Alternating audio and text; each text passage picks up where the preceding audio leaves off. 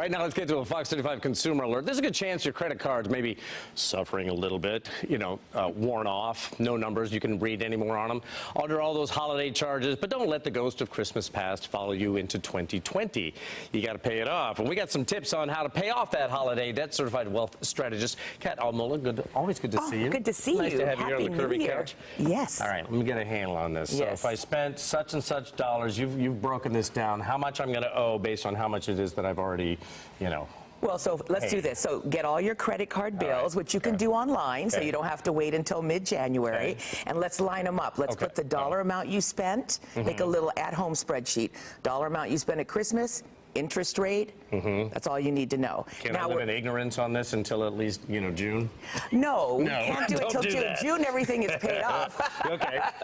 So what we're going to do is we're going to line it up, and we're going to sort it by interest rate. Highest interest rate, next highest, etc. So you pay off the highest first. We're going to pay off the highest first. Now we're going to look at your income, and we're going to set aside a little bit of money from that to pay these cards down. We want to get them paid down, and then we're going to use your tax refund, if you have one, to pay off the rest. Okay. So by April 30th, your Christmas debt should be paid off on your credit cards. The last thing you want to do, let me tell you something. The last thing you want to do. No, the last thing you want to do is pay the minimum on all these things, because then you're just stretching it out. Exactly. And that's exactly what the credit card companies want you to do. And they expect that you're going to do that, and what happens is then you roll into next Christmas and you add to it, and all of a sudden you've maxed out your card. Now, say you've gotten totally crazy, and now you can't really even afford to set stuff aside. It's based on your budget, how much, or based on your income, how much you can really budget to set aside and pay these things off. Exactly. Right? So at the beginning of the year, we all look at our finances. Let's get a budget together for the beginning of the year, which you've been doing every year your whole life, I presume. And now we're going to say, instead of saving for a vacation or a motorcycle or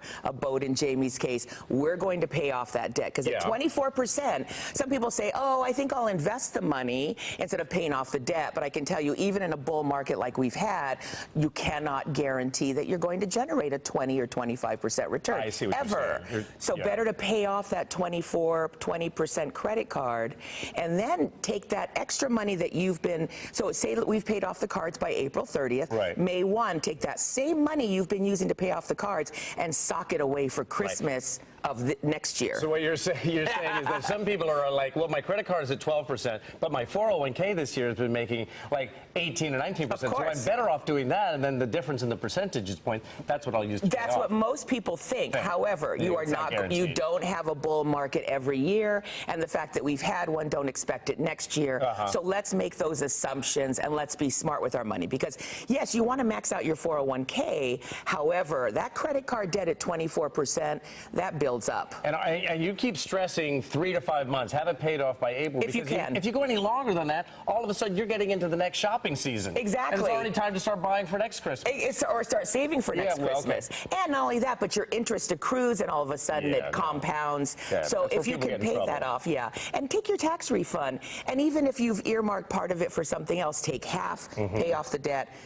Just take the funds that you have that you can use as discretionary income, and at least pay half towards the debt, the other half towards something else. Kat Almulla, the wealth strategist / sensible friend we never had. Always good to have you here. Always good to see you, Bob. Happy New Year. I got you. Coke, owe me a Sprite. We can do both, Amy? Absolutely. You guys are